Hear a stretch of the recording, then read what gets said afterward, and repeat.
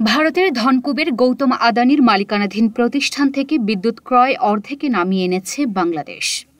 আদানি গ্রুপের কাছে বিদ্যুৎ ক্রয় বাবদ বিপুল পরিমাণ বকেয়া অর্থ জমেছে বাংলাদেশের। এ কারণে গত ৩১ অক্টোবর থেকেই বিদ্যুৎ সরবরাহ কমিয়ে দিয়েছিল আদানি গ্রুপ। ধারণা করা হচ্ছে বকেয়া অর্থের বোঝা আরও না বাড়ানোর জন্যই এই পদক্ষেপ নিয়েছে বাংলাদেশের অন্তর্বর্তী সরকার।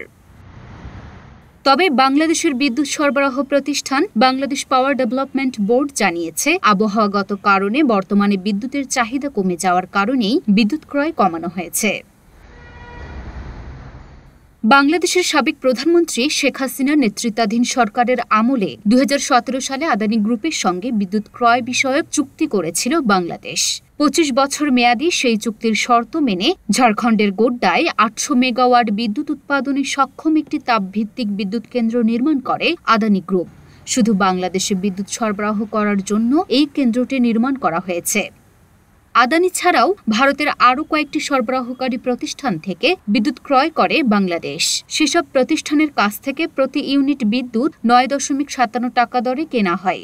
মাঠের অলরাউন্ডার আমি, আর ঘরের allrounder Tylox. Tylox toilet cleaner, clean মানেই টাইলক্স। অন্যদিকে আদানি গ্রুপের কাছ থেকে যে বিদ্যুৎ ক্রয় করা হয় তার প্রতি ইউনিটের মূল্য ১৪.৮৭ টাকা। আদানি গ্রুপের কাছ থেকে ক্রয়কৃত বিদ্যুৎ আবার বাংলাদেশে ৮.৯৫ টাকায় বিক্রি করে বাংলাদেশ। এভাবে প্রতি বছর বিদ্যুৎ খাতে ভর্তুকি বাবদ বাংলাদেশের সরকারকে ব্যয় করতে হয় ৩,২০০ কোটি টাকা। লুনা আফরোজ নিপা, ঢাকা পোস্ট।